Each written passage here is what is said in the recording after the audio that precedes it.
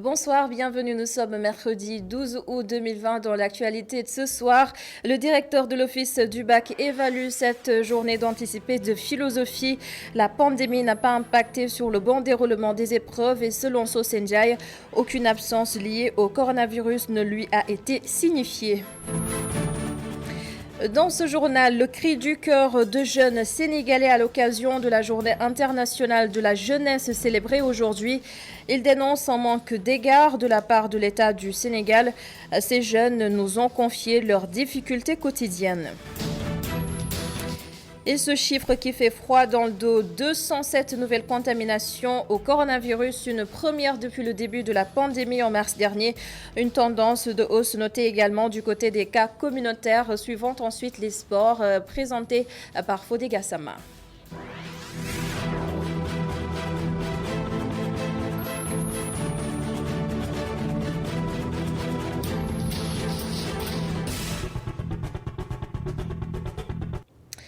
La série Infidèle, diffusée sur la Sen TV, suscite de nombreuses plaintes. Le CNRA a donc décidé de trancher et d'encadrer la diffusion de cette série. L'organe de régulation ordonne au groupe des médias de censurer les propos, comportements et images obscènes. Et ce n'est pas tout, la série sera désormais diffusée à partir de 22h30 avec un pictogramme qui précise qu'elle est interdite au moins de 16 ans. Baccalauréat 2020, les épreuves de philosophie se sont déroulées ce matin dans tout le Sénégal. Au lycée Seydou Nourouta, les candidats affirment que les sujets proposés sont abordables. Le centre a enregistré 28 absents. Boubacar Dian, Moussafa, le reportage. Un comité d'accueil, un dispositif de lavage des mains et des forces de l'ordre à l'entrée. Nous sommes au lycée Tierno Seydou Nourouta. Un calme absolu prévaut dans cet établissement. Dans les salles de classe, les surveillants veillent sur les candidats qui, visiblement, sont très concentrés derrière leur masque. À 10 heures passées d'une vingtaine de minutes, les candidats commencent à sortir des salles. J'ai regardé le sujet qui me parle le plus, où je suis plus à l'aise. J'ai choisi le sujet 2. Le triomphe de la philosophie entraîne-t-il le recul des croyances? À quelques minutes d'intervalle, ces deux candidats en série S2 et L2 sortent à leur tour. Visiblement épuisés, ils sont tombés sur des sujets déjà abordés en classe. Je m'attendais à des sujets plus difficiles, mais je rends grâce au bon Dieu. Les sujets qui sont proposés, nous les avons déjà traités en classe. C'est pas compliqué là. Oui, on l'a déjà vu. 28 candidats des 344 de ce centre ne se sont pas présentés. Il faut retenir qu'ici, nous avons 344 candidats, dont 145 garçons et 199 filles. Alors, sur les 344, nous avons enregistré 28 absents, donc 14 garçons et 14 filles. Et ce qui fait que pour les présents, il y a eu donc 131 garçons et 185 filles. Plus de 155 000 candidats au baccalauréat ont fait face aux épreuves de philosophie, des épreuves que les candidats rencontrés au lycée Tierno Seydou Nourouta trouvent abordables car faisant partie des domaines déjà vus en classe. Boubacar Dian, 122 candidats n'ont pas passé les épreuves de philosophie ce matin au lycée Seydina Limamoulaye de Guédiawaye. Par contre, 2502 élèves ont répondu présents et tout s'est très bien passé selon notre correspondant sur place, Mamadou Lamine Fati. C'est dans un contexte particulier que se sont déroulées les épreuves d'anticipé de philosophie. Au lycée Seydina Limamoulaye, toutes les mesures sont prises, selon le proviseur. Tout se passe normalement. Nous avions pris toutes les dispositions. En termes de matériel de lavage et de produits. En tout cas, nous attendons 2917 élèves qu'on peut désagréger en 6 jurys. Nous avons 1261 filles, soit 43, garçons, soit 43,23%, et 1656 filles, soit 56,77%. Pour l'organisation des épreuves, les candidats ont répondu présents, bien que des absences soient notées. Pour l'ensemble de tous les jurys du bac technique et général, c'est 2917 candidats. Mais il faut noter que pour la philo, tous ne sont pas là parce que le technique ne fait pas la philo. Les autres séries, nous avons eu aujourd'hui 2502 candidats. 2502 candidats et globalement, on n'a eu que 122 absents sur les 2502. Donc globalement, on composait 2380 candidats. Donc globalement, on peut vraiment se réjouir de cette présence massive. Donc les élèves ont répondu présent. Des épreuves abordables pour certains, difficiles pour d'autres. Les épreuves, ça a été, oui, c'était abordable parce qu'on s'exerçait sur ces sujets-là en classe. C'était un peu difficile, hein, avec les conditions qu'on nous a présentées. Bon, mais ça va quoi quand même. De la philosophie et l'État et autre chose, on disait quoi. Avec peu d'expérience que j'ai quoi. Puisque les épreuves c'était tellement difficile pour moi. Bon, pour dire vrai, c'était difficile quoi. Les épreuves d'anticipé de philosophie au lycée Seydina Limamou Laye de Guédiawaye, en dépit de la situation de la pandémie de Covid-19, se sont déroulées normalement. À noter que sur les 2502 candidats, seuls 122 sont absents. Le directeur de l'Office du bac confirme le bon déroulement des épreuves de philosophie. Socé Ndiaye soutient que la pandémie n'a pas vraiment impacté sur l'examen. Toutefois, aucun élève atteint du Covid-19 n'a été signalé, selon lui, des propos recueillis au téléphone par Migui Maram Ndiaye. On peut retenir donc que l'épreuve s'est déroulée dans de bonnes conditions, que les élèves se sont présentés à temps, les surveillants également. Pour la plupart sont venus à temps. Les mesures sanitaires et de protection ont été également respectées. Nous avons fait le tour de quelques centres pour nous en apercevoir. Et nous avons également reçu les rapports des inspecteurs d'académie. Nous avons constaté que globalement ça s'est déroulé dans de bonnes conditions. On n'a pas eu de difficultés, en tout cas on ne nous a pas encore remonté de difficultés partout. C'est l'un des titres de cette édition. Nous sommes mercredi 12 août et c'est la journée internationale de la jeunesse. Occasion pour évaluer les politiques de l'État du Sénégal, des politiques destinées aux jeunes. Plusieurs manquements évoqués par les concernés, taux de chômage encore important, difficiles conditions d'études dans les écoles comme dans les universités. Oumou Kalsoumba nous en dit plus. Le monde entier célèbre aujourd'hui le 12 août la jeunesse. Alors, quelle place occupent ces jeunes dans la politique de l'État du Sénégal? Le jeune docteur Mamkor Faye, enseignant-chercheur au département biologie animale à l'UCAD, indexe les autorités. Il ne mâche pas ses mots. Mais quand on se réfère à ce que le jeune représente au Sénégal actuellement, du point de vue de leur activité ou de leur pouvoir socio-culturel, économique, il n'y a pas de politique de jeunesse. Il n'y a pas de politique de jeunesse. C'est comme si on parle de la jeunesse en leur disant que vous êtes le fer de lance de ce pays. Mais au même moment, cette jeunesse se sent désœuvrée. Sans horizon futur, clair. Il peint un tableau sombre de la politique de l'État du Sénégal à l'encontre de la jeunesse, un tableau obscurci par le chômage et l'éducation. Aucun jeune ne travaille.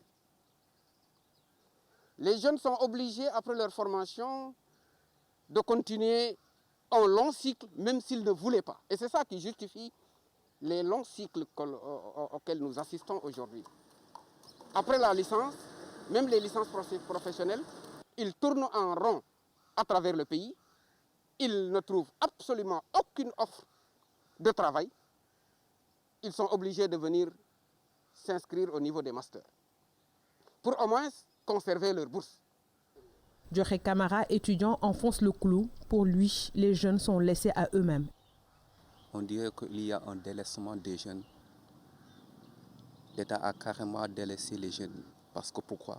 Parce qu'il n'y a pas de travail dans ce pays. Les gens sont fatigués, sont diplômés. C'est l'exemple actuel du concours du crème qui se prépare, du concours de la FASTEF qui se prépare.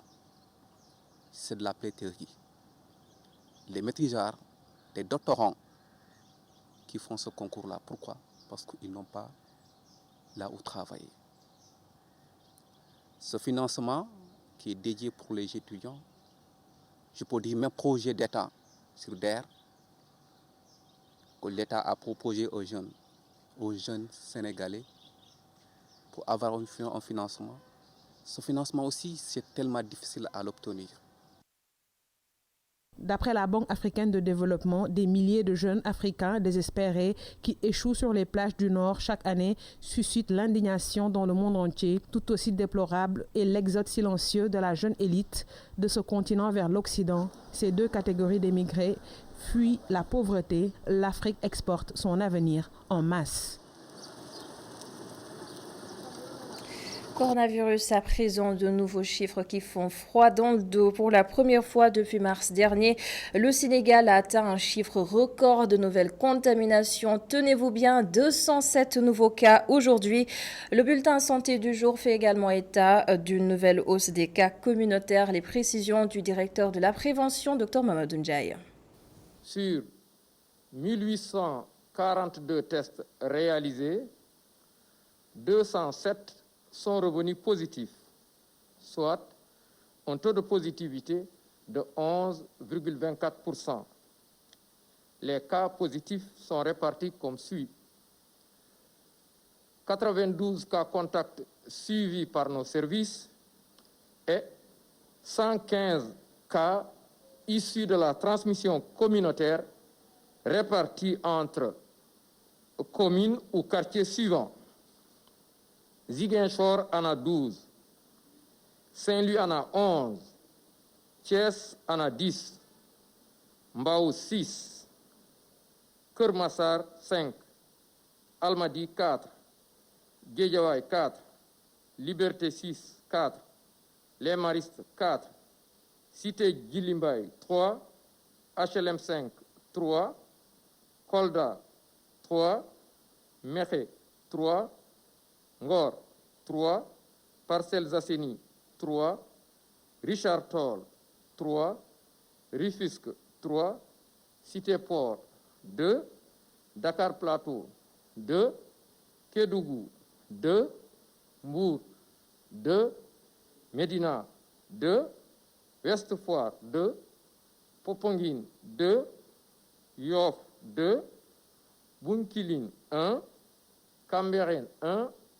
Castor 1, Derklé 1, Dieuppeul 1, Fatick 1, Khombol 1, Liberté 1, Matam 1, Mermoz 1, Nord Foire 1, Ouakam 1, Pikine 1, Saraya 1 et Sédhiou 1. 74 patients hospitalisés ont été contrôlés négatifs et déclarés guéris. 52 cas graves sont pris en charge dans les services de réanimation. 4 décès ont été enregistrés ce mardi 20. L'état de santé des autres patients est jugé stable. La relance de l'économie nationale mise à terre par un virus invisible doit passer par l'agriculture. Ainsi parle l'économiste Souleymane Assoudiane qui, au micro de Adam Assar, analyse les conséquences de la pandémie. On doit repenser notre modèle économique dans le sens d'avoir une économie autocentrée. Autocentrée veut dire une économie basée sur nous-mêmes. Aujourd'hui, la Covid a montré que nous étions capables de vivre 3 mois, 4 mois, 5 mois fermés. Ce qui n'était pas envisageable pour le Sénégalais ordinaire il y a 1 an ou 2 ans. Mais aujourd'hui, nous pouvons vivre fermés. Et le fait de vivre fermé veut dire sécréter en même temps les activités qui nous permettent de pouvoir vivre avec une économie saine et dynamique. Et donc, le modèle qu'on doit réinventer doit aujourd'hui se baser sur la production des biens nationaux qui entrent dans la consommation propre des Sénégalais, avant maintenant de conquérir des marchés étrangers. Et de limiter l'achat des biens et des services venant de l'étranger, parce que je le dis très souvent aux étudiants, que quand un Sénégalais achète un bien à l'étranger, il détruit des emplois au Sénégal. Il crée des emplois à l'étranger. Donc c'est deux faits qui se produisent concomitamment. Acheter un bien au Sénégal signifie créer des emplois au Sénégal. Alors, et donc, ce modèle économique dont vous faites référence doit se baser sur la production nationale.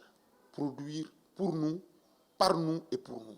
C'est le principe fondateur du modèle qui doit être mis en place sur la période post-Covid-19.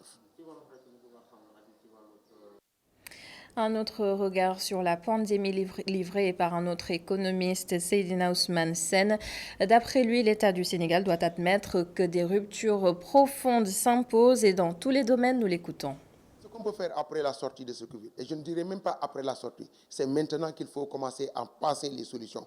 Parce qu'en période de crise, on peut trouver des solutions, mais en période de stabilité, on prépare la crise. Et je pense que ce premier aspect, on l'a perdu. C'est-à-dire qu'on n'a pas pu préparer la crise parce que ça a surpris tout le monde. Mais quand même, durant la phase de la crise, actuellement, dans cette période de pandémie, on doit préparer la sortie de cette Covid. Et la préparation demande des concertations de tous les acteurs, de toutes les expertises, pour qu'aujourd'hui, non seulement on réoriente l'économie, mais on le réorganise et le restructure parce que les fondamentaux ont été très perturbés. Aujourd'hui, on ne peut plus accepter qu'aujourd'hui, qu'en Afrique, à l'heure actuelle où nous sommes, le soleil, on a la terre, on a l'eau et on a une jeunesse, qu'on continue à régler des problèmes d'appropriation de ressources. C'est inacceptable. Aujourd'hui, ce qu'on doit faire, et cette pandémie nous l'a enseigné, c'est qu'on va vers des ruptures profondes. Que le gouvernement veuille ou pas, on va aller vers des ruptures. Aujourd'hui, ce que vous avez observé, c'est qu'aujourd'hui, la digitalisation de beaucoup de systèmes est aujourd'hui en cours.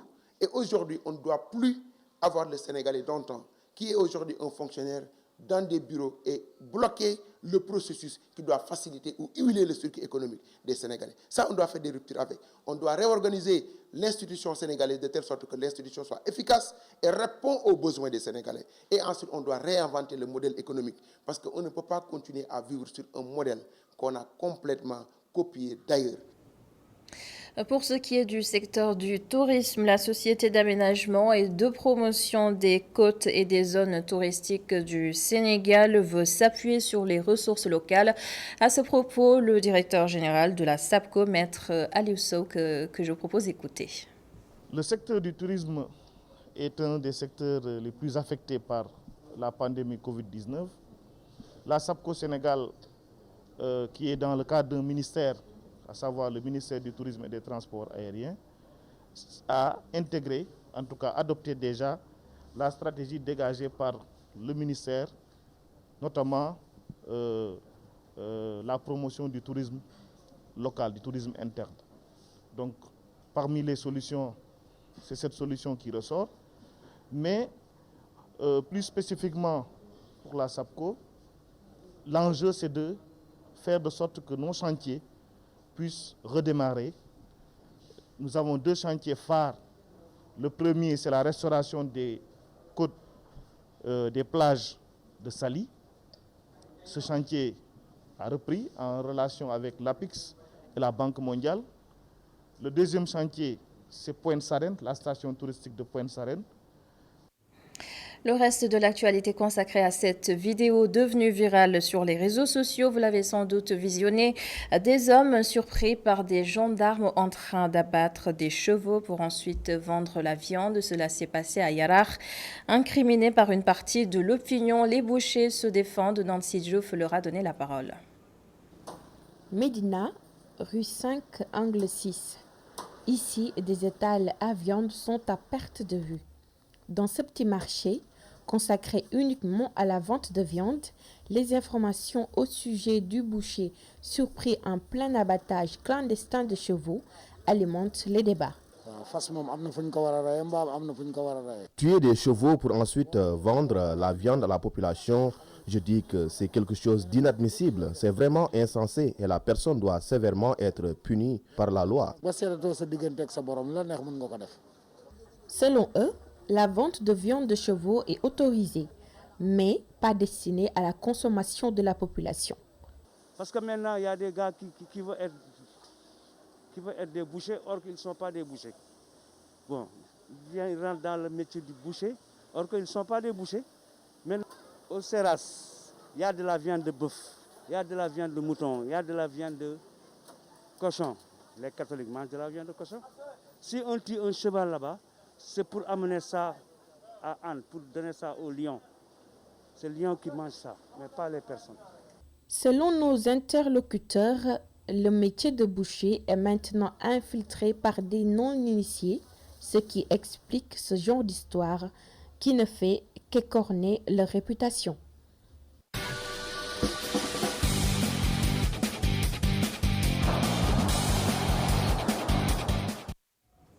Et nous recevons Fodé Gassama ce soir pour le round-up de quelques actualités internationales. Titi est absent du groupe pour le tournoi final de la Ligue des Champions.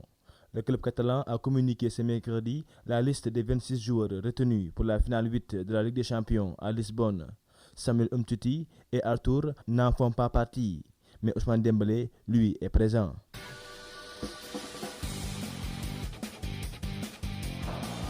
Les mondiaux de cyclisme n'auront pas lieu en Suisse. Les championnats du monde de cyclisme sur route, prévus du 20 au 27 septembre sur le site suisse d'Aigle-Martigny, ont été annulés en raison des restrictions liées à la pandémie de coronavirus. L'annonce a été faite par les organisateurs.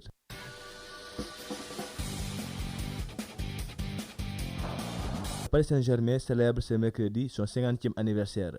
Pour l'occasion, le club de la capitale française, fondé en 1970, a notamment réalisé un visuel rassemblant les plus grandes stars qui ont porté son maillot.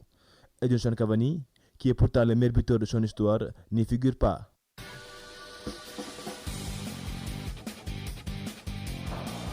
Coziello va tenter de rebondir au Portugal. L'ancien niçois, Vicente Coziello, est prêté une saison par Cologne au CD Nacional, promu dans le championnat portugais, après un passage au Paris FC.